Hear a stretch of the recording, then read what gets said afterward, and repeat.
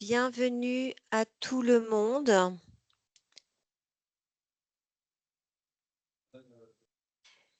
Merci d'être si nombreux en cette fin d'après-midi pour notre webinaire dédié au service civique et après. Qu'est-ce que je fais fort de cette expérience riche, de cette expérience de service civique? Qu'est-ce que je fais après? Vous êtes très nombreux à vous connecter. Nous allons patienter encore quelques secondes. Nous sommes enregistrés. Guillemette, tu me dis quand tout le monde est rentré et que je peux démarrer. Tu peux y aller, je pense, Martine. Bien, eh bien, nous sommes tous ravis de vous accueillir si nombreux en cette fin d'après-midi à ce webinaire dédié au service civique, webinaire qui est co-organisé par l'Agence du service civique, l'Institut de l'engagement, l'Union nationale des missions locales et l'APEC, l'Association pour l'emploi des cadres. Au cours de cette conférence, nous allons vous présenter plus concrètement les outils et dispositifs proposés par les acteurs de l'insertion professionnelle spécifiques aux jeunes talents comme vous. Je suis Martine Moderly, je suis consultante relations entreprises à l'APEC et je suis ravie d'animer ce soir ce webinaire. Alors, juste quelques consignes avant de commencer pour que tout se passe pour le mieux et notamment pendant la prise de parole de nos différents intervenants. Déjà, je vous informe que le webinaire est enregistré. Donc, un replay sera accessible. Pensez bien à couper vos caméras, voilà, pour le droit à l'image, mais également à couper vos micros pour éviter les interférences et notamment les bruits parasites lors de la prise de parole des différents intervenants. Il y a le chat, voilà, le petit outil conversation qui va vous permettre de commenter, partager vos réactions, mais également de nous faire part de vos interrogations ou d'informations pratiques, voilà, des informations que vous souhaitez partager aux différents participants. Quant à vos questions, nous ferons tout notre possible pour y répondre en direct. Si toutefois nous n'avions pas le temps d'y répondre, nous le ferons soit par écrit dans le chat ou soit par écrit ultérieurement. Le support, voilà, on est plusieurs structures, comme vous l'avez compris, 4 partenaires. Nous vous enverrons les 4 supports à l'issue du webinaire. Alors, au programme.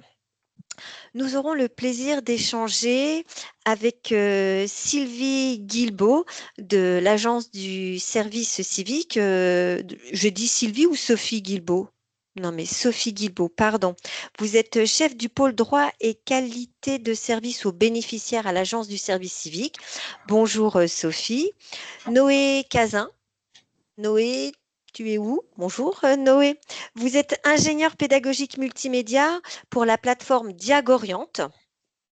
Nous aurons le plaisir également d'échanger avec Mathieu Schenk. Vous êtes responsable mobilisation des communautés à l'Institut de l'engagement. Bonjour, coucou. Bonjour Mathieu, bienvenue. Frédéric Lys et Cyril Bazin. Bonjour, vous êtes de l'Union nationale des missions locales. Frédéric, vous êtes responsable des relations institutionnelles territoriales et Cyril, vous occupez le poste de chargé de mission service civique à l'Union nationale des missions locales. Et puis donc, il y aura une prise de parole également de l'APEC par Guillemette Baudouin, qui est consultante au département des relations institutionnelles et partenariales de l'APEC et donc de moi-même sur les différents services proposés par l'APEC. Merci à tous d'être là. Je vous propose de démarrer sans plus tarder et de laisser la parole à Sophie Guilbeault et Noé Cazin qui vont présenter quelques chiffres sur le service civique et la plateforme Diagoriante. Bonjour à tous, chers volontaires. Vous êtes en mission ou vous êtes en train de terminer votre mission de service civique. Et donc, avec l'APEC et l'UNL et l'Institut de l'engagement et l'appui de Diagoriante, on a souhaité vous rappeler, vous orienter, vous aider à voir comment aborder l'après-service civique.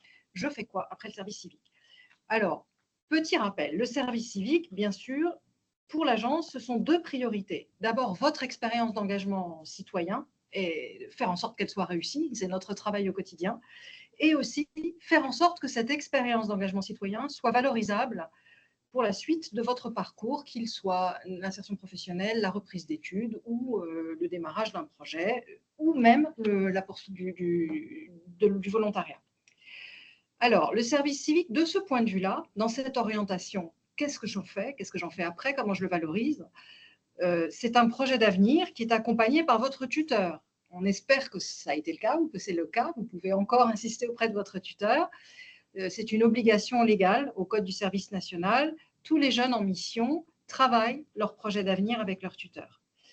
En fin de mission, le service civique, c'est aussi un bilan nominatif, c'est-à-dire un document établi avec votre tuteur pour décrire les activités que vous avez exercées pendant votre mission et évaluer vos aptitudes, les connaissances et les compétences que vous avez acquises en mission. On y reviendra. Tout ça peut être déversé dans le passeport d'orientation, de formation et de compétences que nous allons tous avoir un jour. Le service civique, c'est aussi, et le travail de l'agence du service civique, c'est aussi des relations institutionnelles nourries, donc avec tous les partenaires qui sont autour de la table là ce soir, pour vous aider à construire et à ne pas considérer le service civique comme une parenthèse, mais comme un jalon, comme une étape dans votre parcours, et lui donner toute sa continuité et son amplification.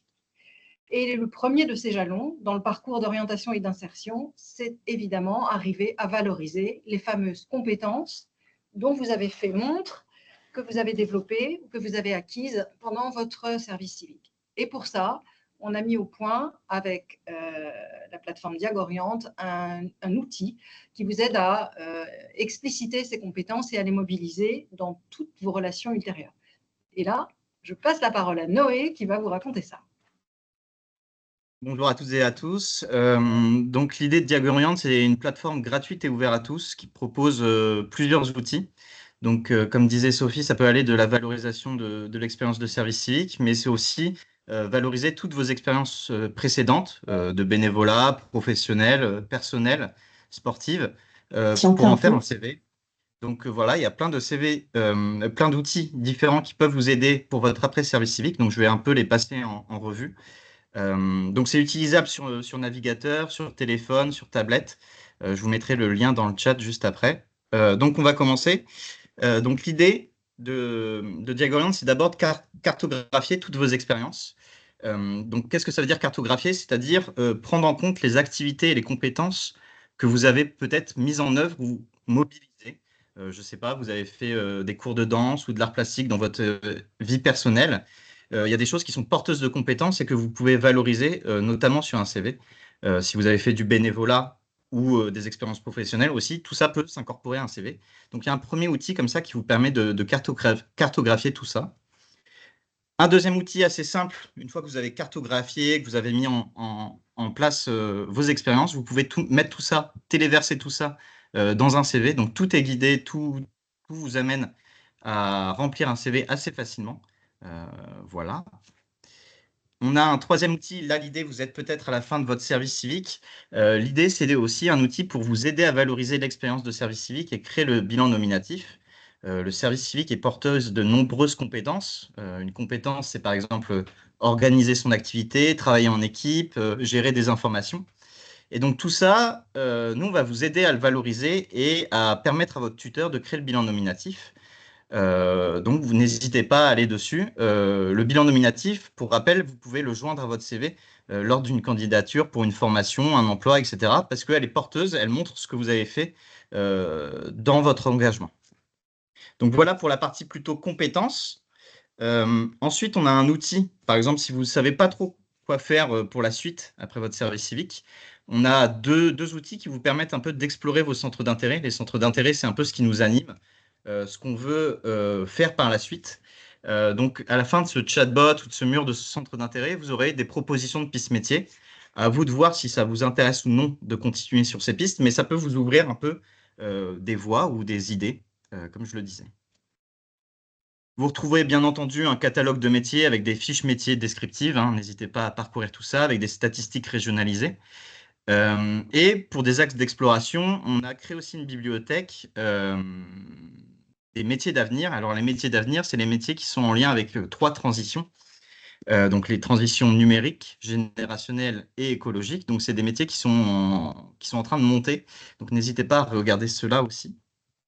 Et enfin, une fois que vous avez fait, par exemple, votre CV, que vous avez réfléchi un peu à ce que vous voulez faire par la suite, on propose aussi un système où il y a des annonces géolocalisées.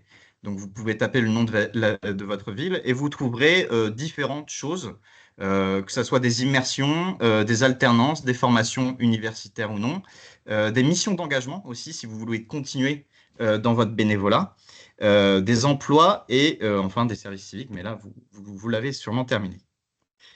Donc, pour rappel, ce qu'on propose et ce qu'on donne en livrable, donc c'est un CV assez facile.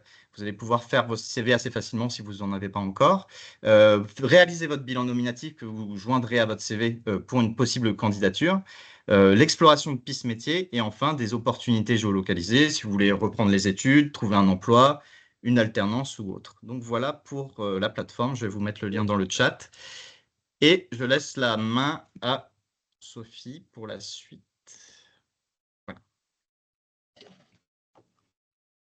Alors, une fois que vous avez fait tout ce travail sur la description de vos activités, sur la manière de les qualifier et que vous arrivez à identifier donc avec l'aide de l'outil les compétences qui sont en jeu et que vos CV, en sont étoffés.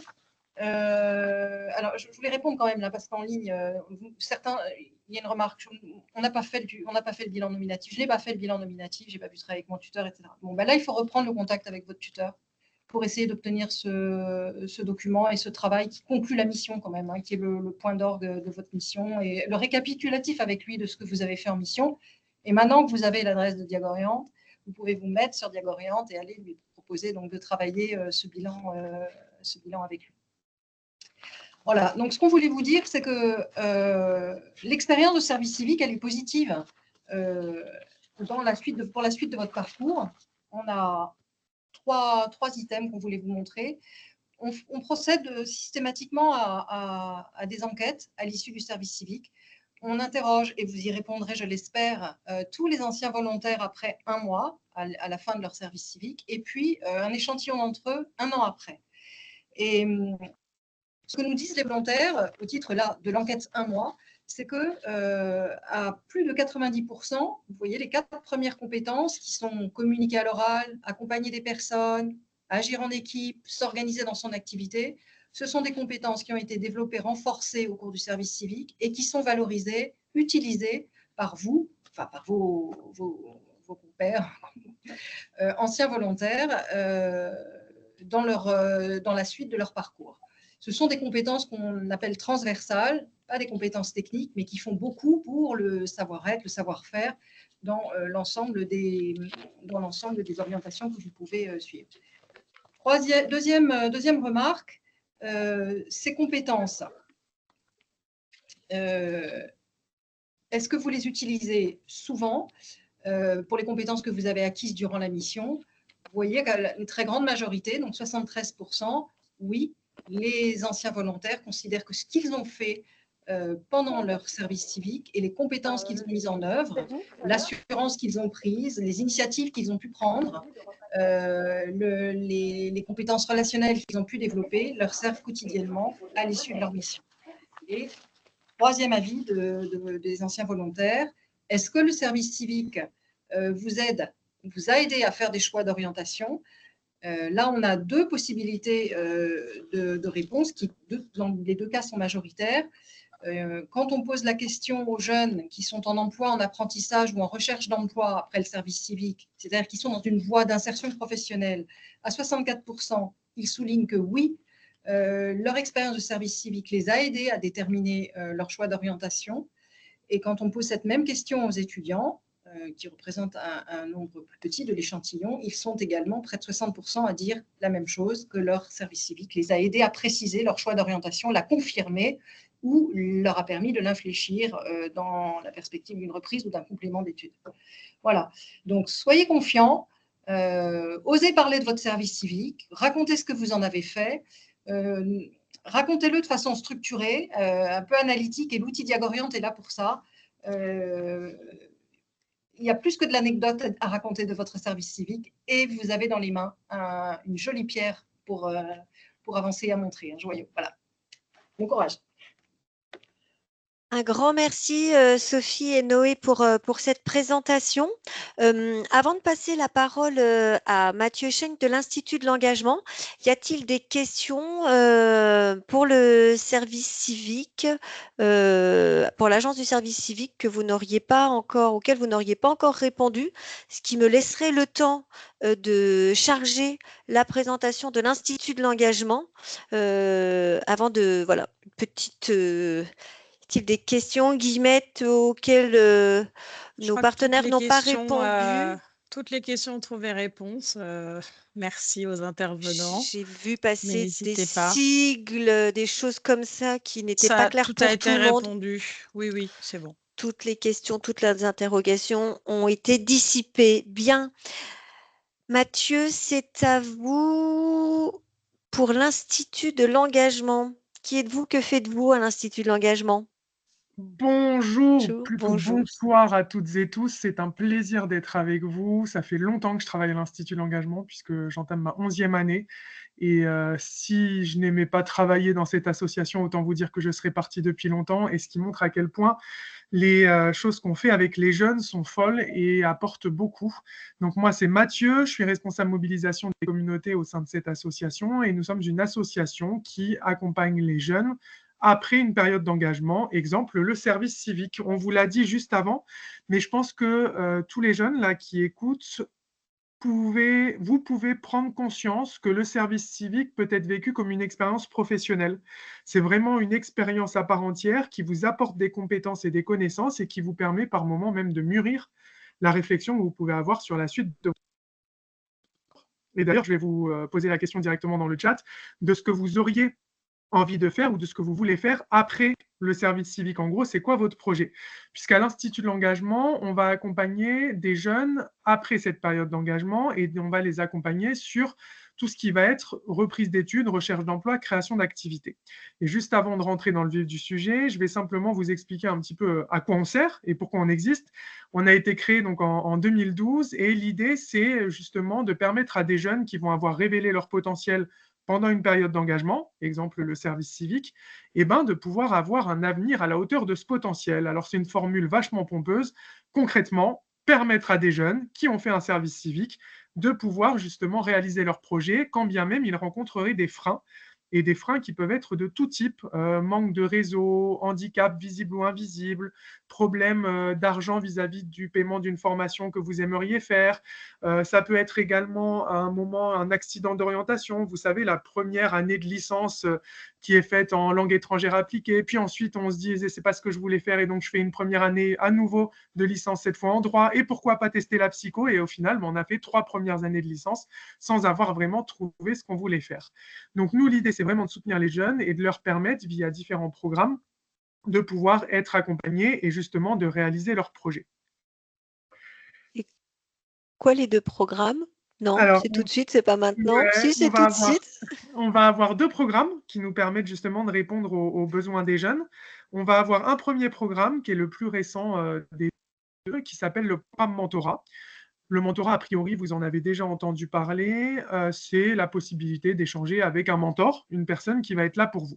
Donc nous, on a ce programme de mentorat et ensuite, on a un deuxième programme qu'on appelle le programme Lauréat qui a été créé en même temps que l'association en 2012, qui est un peu notre programme historique. Je vais rentrer dans un premier temps dans le programme mentorat.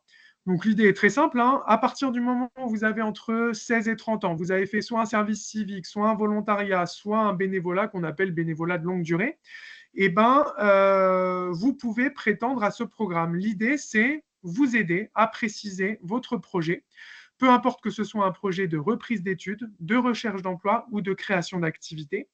Ça va vous permettre, ce programme mentorat, d'avoir le petit coup de pouce suffisant nécessaire pour justement préciser votre projet. Et nous, l'idée est hyper simple. Pas de prérequis, peu importe le niveau de diplôme, peu importe le projet que vous visez, peu importe le parcours scolaire, social que vous avez, vous pouvez vous inscrire tout au long de l'année, du 1er janvier au 31 décembre sur notre site internet et demander à être mis en relation avec un mentor, que vous soyez encore dans votre mission de service civique ou que vous l'ayez déjà terminé. Donc vous vous inscrivez et nous, on va se charger de vous mettre en relation avec un mentor qui est un bénévole de notre réseau, personne de notre entourage, qui va justement pendant 6 mois, à raison d'un rendez-vous minimum de 1 heure par mois, échanger avec vous et prendre le temps de vous donner des conseils et de vous écouter. Et je peux vous assurer que ça fait du bien d'avoir quelqu'un qui nous écoute sur notre projet et qui ne soit pas un membre de la famille ou un proche qui va toujours avoir tendance à dire bah, « c'est bien ce que tu fais, super, maintenant viens, on parle d'autre chose ». Là, c'est l'opportunité d'avoir un professionnel qui va vous écouter, vous aiguiller, vous orienter, vous donner les petits conseils qui vont bien en fonction de vos besoins. Donc, on a effectivement cette possibilité d'être mis en relation pendant 6 mois. Et c'est un bénévole qui est formé par l'Institut de l'engagement et donc qui va vraiment prendre le temps de vous écouter et de vous donner les conseils qui vont bien.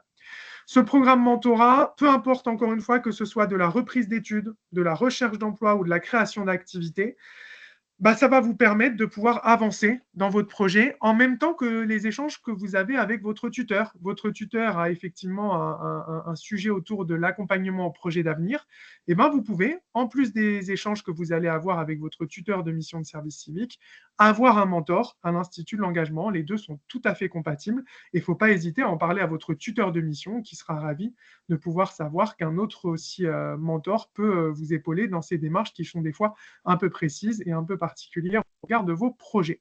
Et j'insiste sur le fait que votre projet à l'issue de votre service civique peut n'avoir aucun rapport avec votre service civique, avec la mission que vous avez faite. Donc, peu importe si vous avez fait une mission dans une association qui lutte pour justement la survie des espèces en danger, par exemple la LPO, la Ligue de protection des oiseaux, et qu'ensuite votre service civique, vous voulez le faire dans le marketing et la communication dans une grande boîte.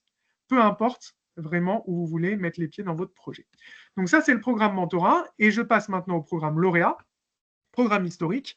En gros, le programme lauréat, là où l'accompagnement dans le programme mentorat est fait par un bénévole, membre de notre réseau, et dure 6 mois, le programme lauréat, c'est un accompagnement complet de 1 an sur toutes les étapes de votre projet, qui est non plus fait par un bénévole, mais vraiment par un salarié de l'association.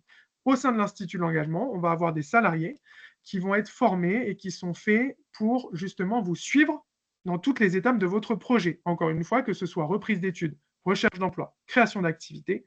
Peu importe que vous vouliez faire un CAP boulangerie-pâtisserie ou intégrer un master à Sciences Po, on peut accompagner tout type de projet. Et donc, les prérequis sont les mêmes, avoir entre 16 et 30 ans, faire un service civique ou un bénévolat, avoir un projet. Qu'est-ce que vous voulez faire par la suite? Est-ce que vous voulez travailler dans le milieu de la banque? Est-ce que vous voulez être moniteur éducateur, passer une formation dans un institut du travail social, ou encore être auto-entrepreneur et créer votre propre activité? Et à partir du moment où vous allez peut-être avoir une difficulté, que ce soit manque de confiance en vous, le grand classique de notre génération, ou alors juste le fameux j'ai pas le réseau suffisant, j'ai pas les ressources financières pour payer cette formation. Bref, nous dire un petit peu quels sont vos besoins. Et pour être lauréat de l'Institut de l'engagement, ça va se fonctionner sur candidature et on y reviendra juste après. En gros, être lauréat et faire partie de ce programme, c'est à la fois bénéficier de l'accompagnement proposé par les salariés de l'Institut, qui sont donc les chargés d'accompagnement, mais aussi accéder à un réseau vaste de partenaires. Et nous, une des missions qu'on s'est fixées, c'est de valoriser l'engagement des jeunes. Vous avez peut-être rencontré des difficultés à dire que vous faisiez un service civique. Les gens autour de vous ont dit « Ah, c'est bien, tu as enfin trouvé un travail. Ah, c'est bien, tu vas avoir un salaire. » Et non, c'est un volontariat et c'est une indemnité. C'est difficile d'expliquer ce qu'est le service civique et nous, on va justement aller faire ça. Expliquer ce qu'est le service civique à des entreprises, des associations, des collectivités, pour les sensibiliser au parcours de jeunes qui sont des jeunes engagés comme vous. Et donc, nous, on va sensibiliser ces réseaux-là et en leur disant, est-ce que vous voulez nouer un partenariat? Et donc, on va avoir des établissements de formation pour lesquels les jeunes lauréats de l'Institut de l'engagement, donc les jeunes qui font partie du programme lauréat, pourront avoir une admissibilité directe au sein de ces établissements de formation. Dispense des épreuves écrites, on va directement à l'oral. On a également des établissements de formation pour lesquels il y a une gratuité de la formation. Et on a bien sûr des entreprises, des assos, des collectivités qui vont nous envoyer de manière privilégiée des offres d'emploi, de stages, d'alternance, pour que vous puissiez, vous, les jeunes qui seront ensuite accompagnés par l'Institut de l'engagement dans le programme lauréat, vous en saisir. Et on a également un sujet important, c'est que l'accompagnement qu'on propose, peu importe que ce soit dans le programme mentorat ou le programme lauréat, il se fait à distance, par mail, téléphone, visio. Donc, vous êtes chez vous en train de vivre votre vie, vous êtes dans peut-être une galère à un moment, et à l'Institut de l'engagement, avec ce programme lauréat, vous ne serez pas seul à galérer. C'est-à-dire que nous, on fonctionne par promotion. On va accompagner chaque année 700 jeunes, et ces jeunes, on va les regrouper dans ce qu'on appelle des universités de l'engagement, qui sont des grands rassemblements, où on vous sensibilise aux enjeux du monde contemporain. En gros, c'est quoi? On vous rassemble et on vous fait des conférences, des ateliers, des sorties culturelles, de manière à ce que vous puissiez rencontrer les autres jeunes et vous dire, OK, je ne suis pas tout seul à galérer dans mon quotidien, je ne suis pas tout seul à rencontrer des difficultés, il y a d'autres jeunes comme moi, et ces jeunes-là, je vais pouvoir me nourrir de leur motivation, de leur énergie pour aller encore plus loin. Et c'est ces rassemblements qui font que l'expérience à l'Institut de l'engagement est vraiment unique. Et donc, vous l'avez compris, on fonctionne par promotion, donc vous serez des centaines d'autres jeunes, des centaines d'autres jeunes accompagnés sur votre projet par les chargés d'accompagnement et de manière générale par tous les projets qu'on a à l'Institut de l'engagement. Ce programme lauréat, c'est vraiment donc un accompagnement sur votre projet, un accompagnement peu importe si c'est une reprise d'études, recherche d'emploi, création d'activité, j'insiste dessus. Alors bien sûr, si vous voulez faire le tour du monde avec votre sac à dos, a priori, il n'y a pas besoin de l'Institut de l'engagement comme accompagnement. Par contre, si vous avez fait une licence de théâtre et que vous voulez ensuite intégrer un master en géopolitique, peut-être que là, l'Institut de l'engagement a quelque chose à faire. Ou au contraire, vous n'avez pas le bac et vous voulez devenir moniteur éducateur, là aussi, l'Institut de l'engagement peut avoir un véritable rôle à jouer. Donc vraiment rapidement, c'est le programme lauréat et le programme mentorat qui sont disponibles à l'Institut de l'engagement. Et c'est vraiment une opportunité assez folle de pouvoir bénéficier d'un accompagnement dans les deux cas, en fonction de votre parcours, de votre projet, de vos spécificités. Et c'est peut-être la première fois de votre vie que vous aurez des personnes qui seront véritablement là pour vous accompagner, pour vous aider, vous épauler et justement vous donner les conseils qui vont bien au regard de votre projet et de ce que vous visez. Mathieu, très bien, merci beaucoup. Mais comment on fait pour postuler au programme lauréat? Effectivement. Voilà, tiens.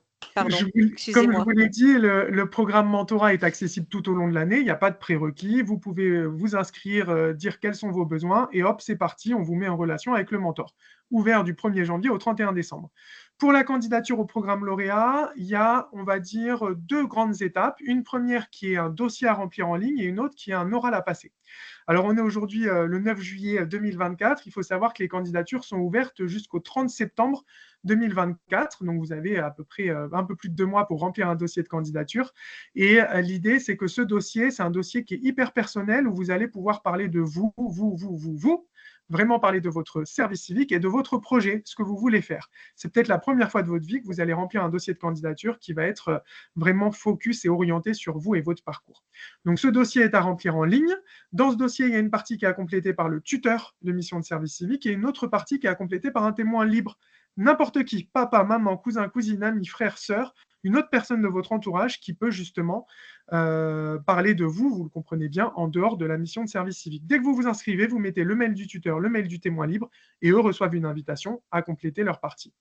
Et une fois que ce dossier est rempli, on va évaluer les dossiers, donner un avis positif ou négatif. Si l'avis est positif, rendez-vous dans un entretien. Et là, ce n'est pas un entretien costume-cravate. Le meilleur slogan qui existe est celui d'une multinationale dont nous tairons le nom, mais qui commence par « venez » et qui se termine par « comme vous êtes ». Venez comme vous êtes en mission de service civique. Et vous allez pouvoir justement nous parler de votre parcours, de vos projets, de vos besoins, de vos freins. Et nous, on va pouvoir échanger avec vous et comprendre quelles sont vos attentes, vos besoins et voir comment avancer avec vous sur votre projet. Donc ça, c'est les 2 étapes. Donc c'est un dossier à remplir en ligne, et ensuite un oral à passer. Et en gros, une fois que ça c'est fait, vous pouvez devenir lauréat et être accompagné.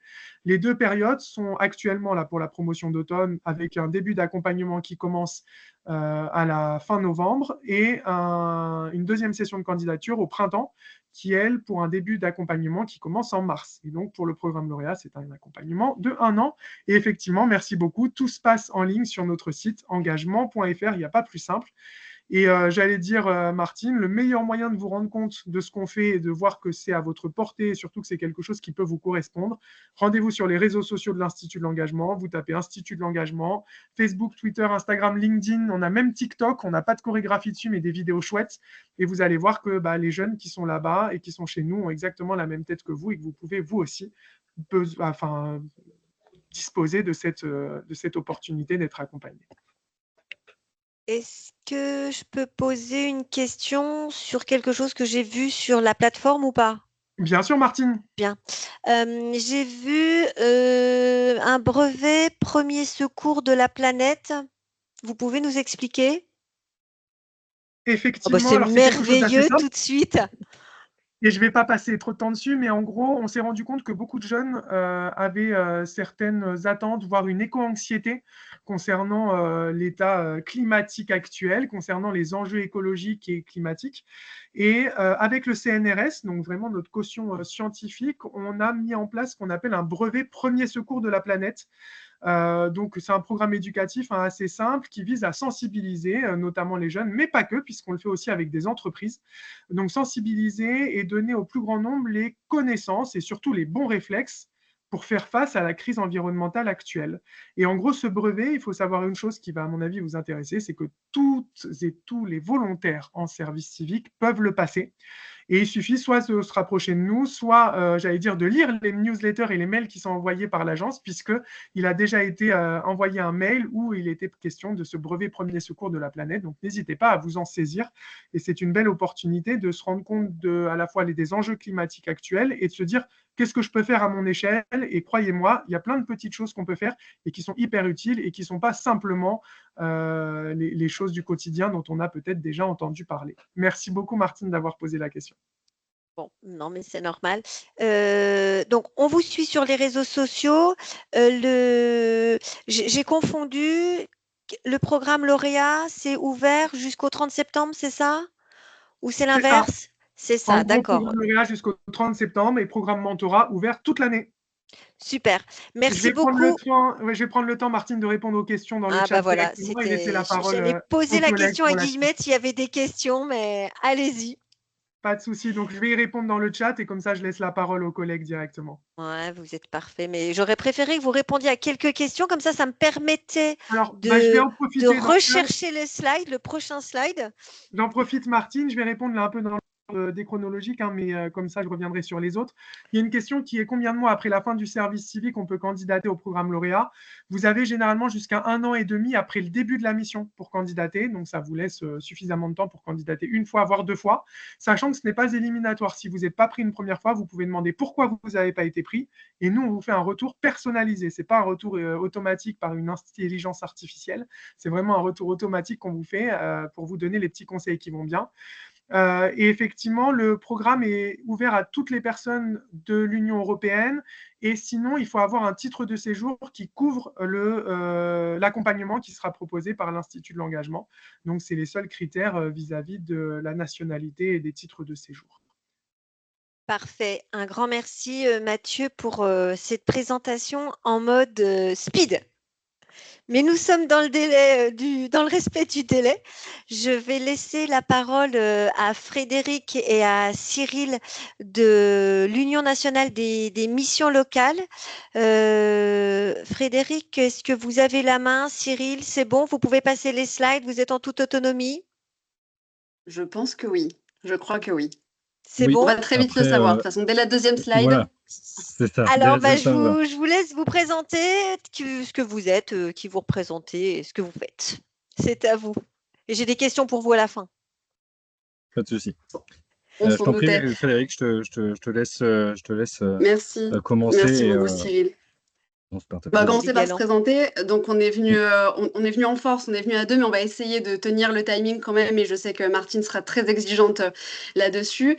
Donc, je suis Frédérique Lys, je travaille à l'Union nationale des missions locales, pour laquelle je suis responsable des relations institutionnelles territoriales. C'est-à-dire qu'en gros, je m'occupe des partenariats qu'on peut avoir un peu partout en France, puisqu'on est une association, je dirais, extrêmement décentralisée, qu'il y a forcément une mission locale près de chez vous. Peut-être, Cyril, je te laisse enclencher sur ton poste. Oui, tout à fait. Donc, Cyril Bazin. Donc, moi, je suis chargé de mission service civique au sein de l'UNML. Ça veut dire qu'en gros, je m'occupe de la gestion de l'agrément de service civique pour l'ensemble des missions locales de toute la France et des Outre-mer. Puisqu'il faut savoir que toutes les missions locales, en fait, en France, ont un seul numéro d'agrément. Bon, c'est des termes techniques parce que vous, du coup, en service civique, vous n'avez pas forcément accès à tout ça. Vous venez en mission et vous postulez tout ça. Mais les missions locales portent des missions également et accompagnent des jeunes, notamment aussi dans le cadre du projet d'avenir. Et d'ailleurs, j'en profite pour répondre à une question qui a été posée un peu plus haut sur le projet d'avenir, sur le fait que des jeunes n'ont pas forcément été sollicités par leur tuteur pour avoir des accompagnements au projet d'avenir.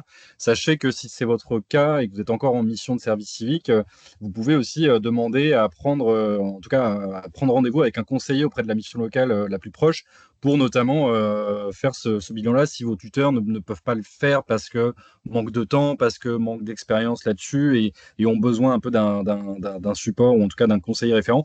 Les missions locales peuvent totalement être aptes, en tout cas, à vous accompagner. C'est même leur domaine d'expertise de proposer sur des rendez-vous pendant votre mission pour vraiment consacrer du temps à la réflexion de votre projet d'avenir. Donc, ne pas hésiter à solliciter la mission locale la plus proche pour demander rendez-vous auprès de vos conseillers. Tout à fait, je crois que l'intérêt aussi de partager le plateau, je dirais, avec l'APEC, l'Institut de l'engagement et l'agent du service civique, c'est aussi de démontrer une collaboration forte entre toutes nos entités et vous dire que si là on présente aussi chacun un peu nos offres de services qui sont à votre disposition, on a quand même une grosse habitude de travail en commun et quelle que soit la porte que vous pousserez à l'issue de votre service civique, on saura vous réorienter si nécessaire vers l'interlocuteur qui sera le plus apte à vous accompagner dans votre projet d'avenir. Donc n'ayez pas peur non plus de vous tromper en poussant la porte soit de l'Institut de l'engagement, soit de l'APEC, soit d'une mission locale. On a l'habitude de travailler ensemble et de savoir quelle sera la personne la meilleure pour vous soutenir dans votre projet. Donc c'était un préalable qui me semblait nécessaire.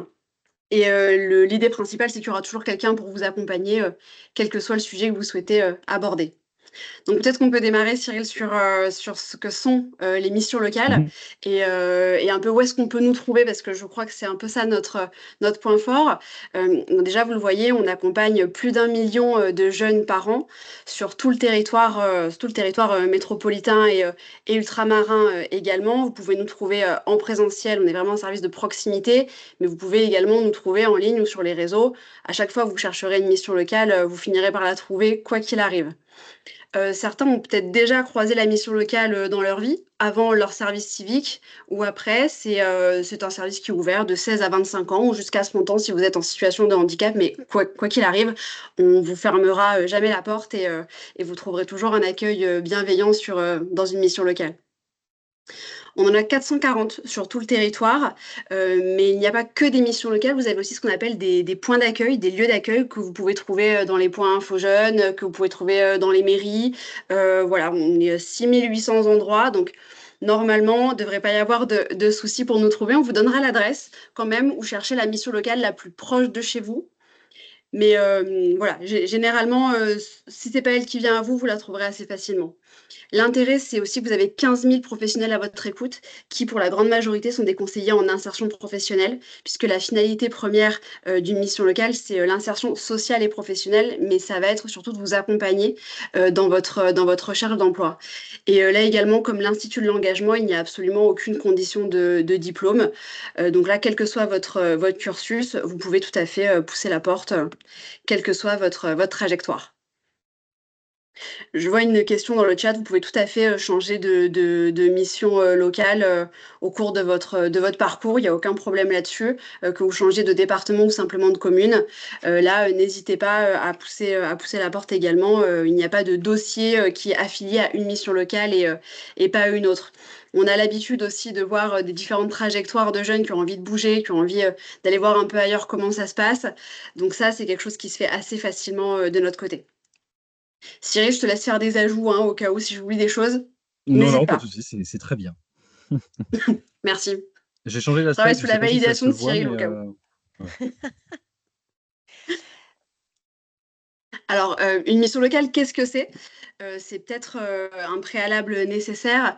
Nous, on pratique ce qu'on appelle l'accompagnement global, parce qu'on se dit que pour une insertion sociale et professionnelle réussie, il faut qu'on puisse traiter tous les sujets. Et parfois, le premier frein vers l'emploi, c'est pas juste de pas trouver de job, c'est de pas avoir de solution de mobilité pour y aller, c'est de pas avoir la formation nécessaire. Ça peut aussi être un ennui de santé ou un problème personnel qui fait que trouver un travail n'est pas forcément le premier sujet qui se pose à nous. Donc nous, on essaye de prendre la globalité de la situation des personnes qui se présentent dans les missions locales pour essayer de lever tous ces freins et de faire en sorte de dégager un peu la voie entre vous et votre projet d'avenir.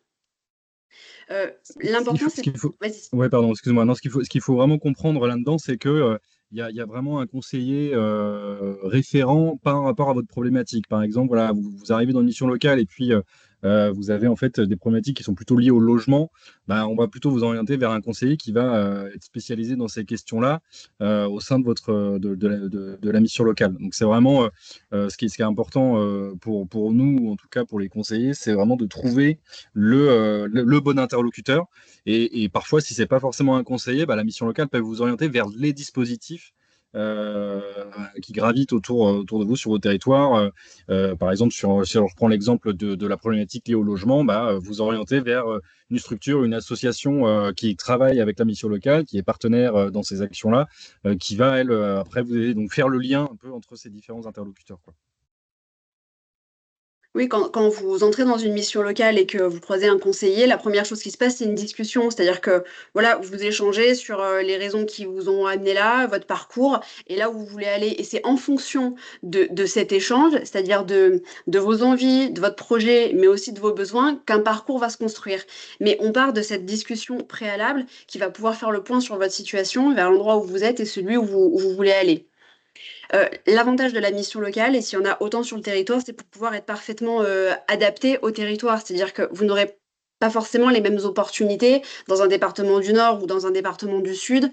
J'ai vu que quelqu'un voulait faire voulait monter une activité professionnelle en tourisme. Bon, il y a forcément des endroits qui sont plus à propos que d'autres pour pouvoir le faire. L'idée, c'est de voir dans quelle mesure votre projet et vos aspirations peuvent venir en miroir des possibilités locales ou alors de trouver des solutions si jamais vous n'avez pas la solution à proximité de chez vous. Donc c'est vraiment cet ancrage territorial qui permet de faire matcher votre projet et les possibilités de votre territoire. Et pour ça, les missions locales se sont dotées d'un réseau de partenaires, que ce soit économique, de formation, associatif. On dit souvent que les missions locales, c'est le réseau de ceux qui n'en ont pas. C'est-à-dire que c'est eux qui vont pouvoir vous ouvrir les portes, soit d'entreprises dans lesquelles vous n'auriez auquel vous n'auriez pas pensé finalement, ou de formations que vous aviez pu penser inaccessibles ou alors inexistantes. Et donc, c'est eux qui vont pouvoir, par les liens qu'ils ont pu tisser, ça a 40 ans les missions locales, on commence à avoir un peu d'expérience, et par les liens qu'ils ont pu tisser, ils vont pouvoir vous ouvrir ces portes-là qui sont moins faciles à ouvrir quand on est en tout début de carrière, et c'est bien normal.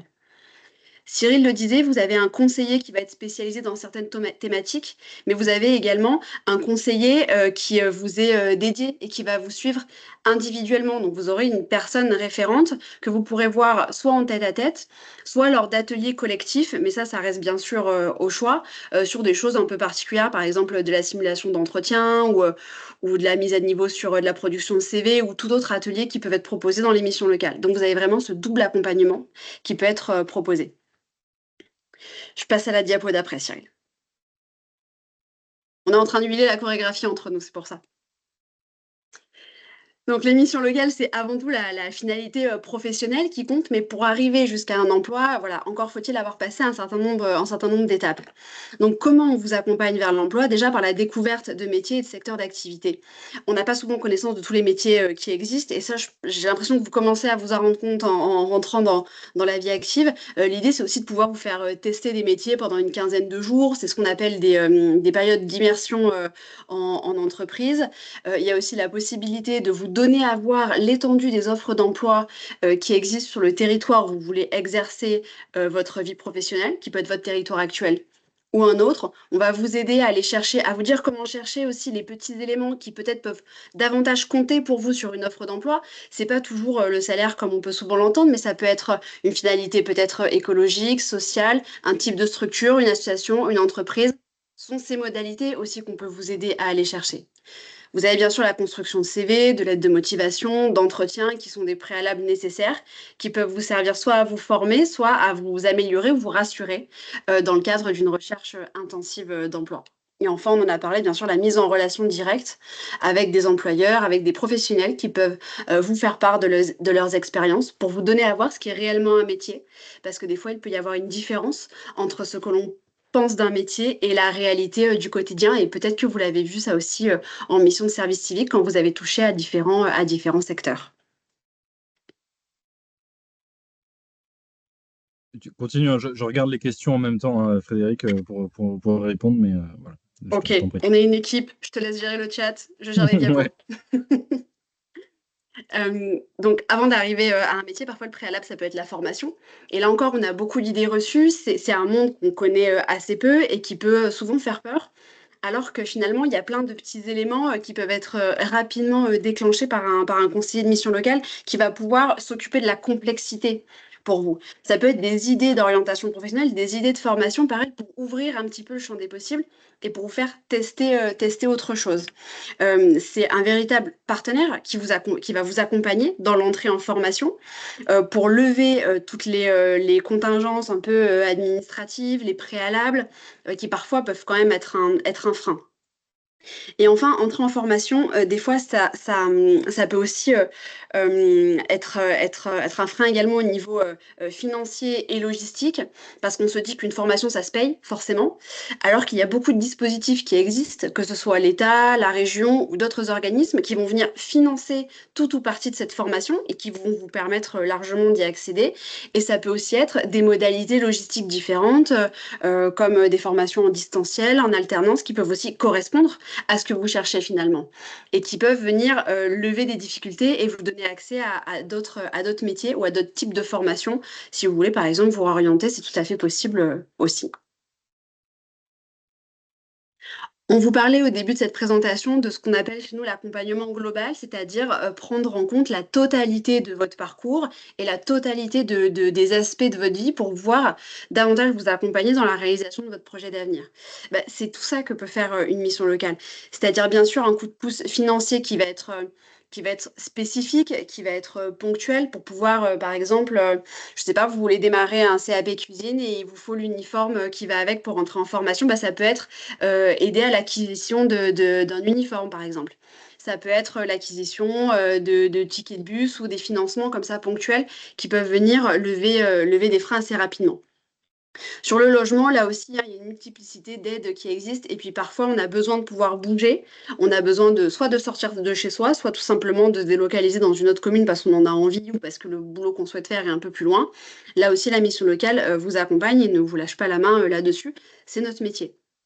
Pour l'engagement, je crois que vous avez vu de parfaits exemples entre l'Agence du service civique et l'Institut de l'engagement qui forment déjà à eux deux un très beau panorama de la suite d'un parcours et d'éléments structurants qui peuvent venir mailler votre trajectoire.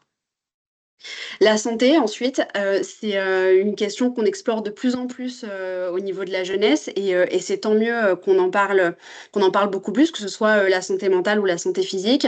Souvent, ça peut être un frein à votre insertion, ça peut être la première problématique. Et là aussi, la mission locale peut vous donner accès à des bilans de santé, elle peut vous accompagner dans vos démarches, qui peuvent aussi vous tranquilliser un petit peu l'esprit sur cet aspect. Au niveau de la mobilité, ça va aller de vous donner le bon trajet du bus pour aller d'un point A à un point B, au financement du permis de conduire si c'est nécessaire pour votre développement. Et ensuite, la justice, on est dans la compréhension, bien sûr, des droits et devoirs, la régularisation de situation. Des fois, on sait que c'est un domaine qui peut être un peu compliqué et difficilement intelligible et compréhensible. Et là aussi, vous avez des conseillers qui sont destinés à l'accompagnement sur tous ces sujets. Vous ne serez seul finalement sur aucune des problématiques qui va se présenter à vous. Et enfin, l'accompagnement global, c'est pas juste voilà, chercher un boulot et trouver un toit, même si c'est le principal. C'est aussi tous les aspects parallèles qui font la vie, et en particulier la vie des jeunes, le sport, les loisirs et pourquoi pas la mobilité internationale. Et là aussi, la mission locale vous accompagne pour trouver une activité sportive, un club qui va vous correspondre, peut-être ouvrir un champ des possibles sur du théâtre, de la musique, un festival qui s'organise, ou encore si vous avez envie de passer les frontières du pays et d'aller un petit peu plus loin, voir ce qui s'y passe, là aussi, vous avez des dispositifs qui existent et qui peuvent vous aider à changer un peu votre trajectoire. On a souhaité avec Cyril faire un petit focus. Je ne sais pas si on a le temps, Martine, sinon je vais très très vite. Rapide. Ok, ça veut dire super rapide en langage Martine. On a souhaité faire un petit focus avec Cyril sur un dispositif phare des missions locales qu'on appelle le CEJ, donc c'est le contrat engagement jeune. Le contrat engagement jeune, c'est un contrat, puisqu'il y a des droits et des devoirs qui vont avec, qui est ouvert pour les jeunes qui vont de 16 à 25 ans ou jusqu'à 30 ans pour les jeunes qui sont en situation de handicap. Et c'est un accompagnement qui peut aller jusqu'à 12 mois, voire 18 mois, dans certains cas très spécifiques. C'est un contrat qui vous ouvre droit à plusieurs choses, notamment un conseiller dédié, un programme intensif de 15 à 20 heures hebdomadaires d'accompagnement. Donc, ça veut dire 15 à 20 heures d'activité. Ça va être des ateliers, ça va être de la recherche, soit de formation ou d'emploi. Ça va être également des démarches de soins si c'est un préalable. Donc, c'est quand même quelque chose de très intensif. Et ça vous ouvre également droit à une allocation qui peut aller jusqu'à 550 €. Donc, ce qui peut être un soutien de transition utile, notamment quand vous sortez de service civique et qui a besoin d'un petit moment pour mettre en place votre projet d'avenir quand il y a des besoins préalables. Ce contrat d'engagement jeune, il est constitué de multiples briques. Et en fait, ce que vous avez sous les yeux, c'est la totalité de ce qu'on peut proposer, mais en fait, vous pouvez mobiliser différentes briques en fonction des besoins. Ça peut être bien sûr de l'emploi, de la formation, de la santé. Ça peut être un diagnostic de votre situation. Ça peut être du savoir-être pour se présenter en entretien, faire des démarches administratives. On n'est pas obligé de tout mobiliser, mais en tout cas, toute cette palette est à votre disposition pour pouvoir aider dans les transitions qui peuvent aller en tout cas jusqu'à 12 mois, voire même 18 mois. Ce qui peut être quand même assez confortable quand on est dans ce passage de sortie d'une mission pour aller un peu plus loin. Et enfin, dernière diapo, je le dis pour Martine. On l'a dit, trouver une mission locale, c'est finalement assez simple, mais on a quand même une adresse mail, enfin une adresse internet qui vous permet de nous trouver très très vite. On va vous la remettre dans le chat. Il suffit de mettre votre commune ou votre code postal et on va vous donner la mission locale la plus proche de chez vous. Vous pouvez y aller sans contrainte, sans rendez-vous. Vous poussez la porte et il y aura forcément quelqu'un pour vous accueillir. 6800 points d'accueil et vous pouvez également les trouver sur Internet ou sur les réseaux sociaux si vous voulez un contact préalable et si vous ne vous sentez pas de suite d'aller pousser la porte, même si globalement l'accueil est quand même plutôt sympa dans chacune des missions locales. Voilà. Merci Frédéric. Moi, j'ai quand même quelques questions parce que certes, vous intervenez sur le champ un petit peu social, mais tout ce qui est service d'aide à l'emploi, la recherche d'emploi, tout ça, c'est gratuit ou c'est payant? Alors, tout est entièrement gratuit en mission locale. L'accompagnement, alors le premier accueil, le diagnostic, l'accompagnement, les ateliers, tout est entièrement gratuit en mission locale. Il n'y a absolument rien de payant. Et on essaye au maximum de trouver les solutions. Par exemple, quand je pense à la formation, des solutions qui vont être financées et tout sera fait en fonction de vos besoins et de vos ressources. Mais rien en mission locale n'est payant. Une autre question également, est-ce que vous faites de l'accompagnement uniquement en présentiel ou ça peut se faire à distance? C'est comment? C'est les deux? C'est les deux. C'est ça qui est cool. C'est-à-dire que le Covid a aussi eu ses bons côtés et ça a pas mal aidé. Le fait est que vous pouvez avoir un accompagnement avec un conseiller enfin, de visu, en tête-à-tête. On a bien sûr donc 6800 antennes pour ça, mais vous avez aussi un accompagnement qui peut être fait en visio ou par téléphone. L'idée, c'est d'avoir quelque chose qui s'adapte le plus à vos besoins. À un moment donné, vous allez peut-être avoir besoin d'avoir un contact une fois par semaine parce que il y a des choses qui se mettent en place, il y a aussi besoin d'être rassuré sur certains dispositifs. Et puis, si vous entrez dans une formation ou si vous trouvez un emploi qui vous plaît ou si vous partez en réorientation quelque part, finalement, vous n'aurez plus besoin d'un accompagnement aussi intensif. Et peut-être qu'un coup de fil une fois par mois pour vérifier que tout va bien ou pour lever une difficulté, ça suffira. En fait, c'est vraiment sur la base du volontariat et c'est presque un accompagnement à la carte en fonction des besoins que vous allez avoir. Les conditions d'âge, c'est jusqu'à 26 ans, c'est ça? C'est Alors, jusqu'au 16 à dernier jour? 25 ans, Quand? ça doit être la veille des 26 ans et jusqu'à 30 ans pour les jeunes en situation de handicap. Mais voilà, il y a aussi des contingences pour quelques dispositifs très particuliers. Mais encore une fois, même si vous avez dépassé la limite d'âge ou vous êtes un peu en dessous, c'est pas grave puisque la mission locale est aussi là pour vous réorienter vers le bon partenaire et vers la bonne personne. C'est-à-dire que nous, on n'a pas d'intérêt à vous garder captif chez nous si on n'est pas les meilleurs pour vous accompagner. Donc, de toute façon, vous pouvez pousser la porte ou envoyer un message. On vous dira où aller ou on vous mettra en contact avec la personne la plus à même de vous accompagner, même si vous avez même si on est en dessous de 16 ans, ou même si vous êtes un peu au-dessus de 26 ou un peu au-dessus de 31. Un grand merci, Frédéric, pour toutes ces précisions. Tu as explosé ton temps de parole. C'est pas très grave. Allez, Pardon. ça, l'APEC, c'est à nous. On est les derniers, mais alors, nous, l'APEC, donc on est l'association pour l'emploi des cadres et nous accompagnons les cadres, les étudiants et les jeunes diplômés à partir de Bac+3 dans leur insertion professionnelle. On a 3 missions, on ne va pas les rappeler, on va vous envoyer les slides, vous pourrez les lire à tête reposée. En revanche, tout comme les missions locales, nous proposons un service de proximité au travers de 60 centres présents en France métropolitaine, mais également sur les territoires ultramarins, 12 délégations régionales. Alors, nos services également sont gratuits, tout comme aux missions locales. On peut avoir des rendez-vous en face à face, des entretiens téléphoniques, de l'individuel, du collectif. Voilà, tout est possible en termes d'accompagnement. Alors, quels sont les services que nous proposons aux étudiants et aux diplômés d'un Bac+3 et plus? Donc, tous les services, vous pouvez les retrouver sur APEC.fr. Aujourd'hui, enfin, en tout cas en 2023, on a accompagné un petit peu plus de 42 000 étudiants et jeunes diplômés dans la recherche de leur stage, d'une alternance également ou de leur premier emploi. Donc, vous voyez, quand vous venez rencontrer un consultant ou un conseiller APEC, ayez en tête qu'on peut vous accompagner dans ces trois situations professionnelles. Guillemette, si j'oublie un truc, tu n'hésites pas à me couper. Le premier point d'entrée pour retrouver tous nos services, c'est le site apec.fr où vous pourrez trouver un petit peu plus de 150 000 offres d'emploi, dont un petit peu plus de 110 000 vraiment dédiées au profil débutant. Près de 3 000 offres en alternance. Alors évidemment, ça va fluctuer en fonction des saisons. Là, on est dans une très forte saison de l'alternance, même si ça commence un petit peu à diminuer. Des offres de stage et surtout des offres à l'étranger. Donc, vous voyez que vous pouvez avoir un projet professionnel qui se situe à différents niveaux, en France, à l'étranger, une recherche d'emploi, mais aussi une poursuite des études. Évidemment, comme la mission locale, on ne peut pas travailler seul.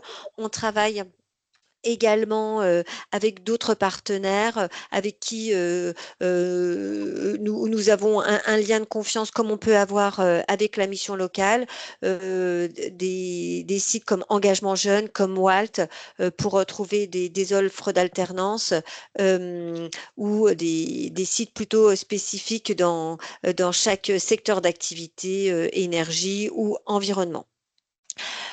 On a quelques outils en ligne, le simulateur pour négocier son salaire, un simulateur d'entretien, un simulateur pour créer ou améliorer son CV. Bien sûr, les fiches métiers qui vont pouvoir vous permettre d'illustrer, de trouver des informations sur les jobs pour lesquels vous n'avez pas forcément une grande connaissance pour parfaire une présentation de CV, mais également tout ce qui est prévision et data en termes de recrutement, connaître les secteurs et les entreprises qui recrutent et surtout quel métier je peux exercer par rapport à mon diplôme. Est-ce que je suis restreinte ou est-ce que je peux vraiment ouvrir le champ des possibles, comme l'expliquait tout à l'heure Frédéric.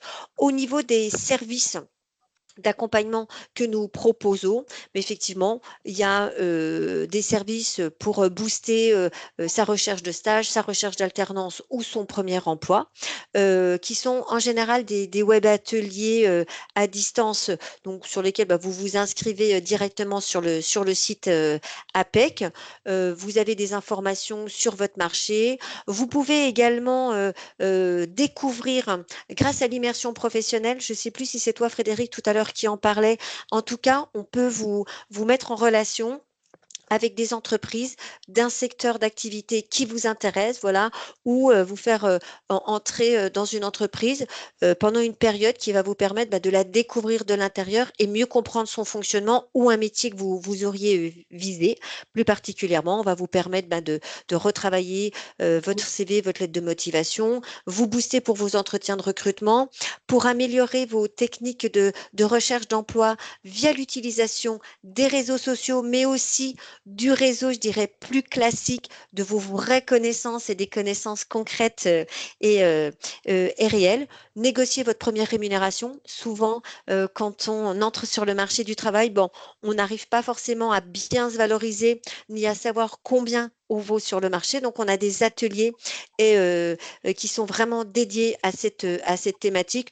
Utiliser l'intelligence artificielle générative aussi, parce que c'est un outil qui existe, qui est vraiment très facilitant pour rédiger une lettre de motivation, pour convaincre un recruteur après un entretien, pour construire aussi son CV. Donc, voilà, des outils qui seront facilitants, voilà, pour retrouver un emploi, mais pas que trouver un emploi. On a aussi un service devenir entrepreneur, voilà, pour tous les porteurs de projets d'entreprise. Pareil, ce sont ça va de l'entretien au webinaire, et puis aussi on a une division à l'international. Si vous êtes intéressé par un VIE ou pour vraiment démarrer votre carrière à l'international. Vous pouvez consulter l'ensemble de nos événements sur notre agenda, voilà, où vous avez des thématiques spécifiques en fonction de vos souhaits. Voilà, par exemple, devenir enseignant. Je ne vois pas pourquoi cette thématique a été retenue. Voilà, je sais que ça peut être une thématique qui vous intéresse. La rémunération. Je suis en situation de handicap. On organise un forum à la rentrée. Améliorer son profil LinkedIn ou sur les réseaux sociaux, faire un volontariat en entreprise. Voilà, c'est quelques exemples de ce qu'on peut proposer sur notre agenda APEC. Donc vraiment en résumé, donc l'APEC, ça va vous permettre de trouver des opportunités d'emploi, de stage et d'alternance, de trouver des outils et des ressources vraiment pour vous préparer au mieux dans votre insertion professionnelle, qu'elle soit côté salarié ou pour développer votre propre activité, des entretiens, enfin des conseils très pratiques sur des outils pour vous aider à structurer votre projet professionnel, des événements de mise en relation, comme on le fait ce soir avec des partenaires, mais avec des partenaires aussi spécialisés soit sur des métiers, soit sur des secteurs d'activité.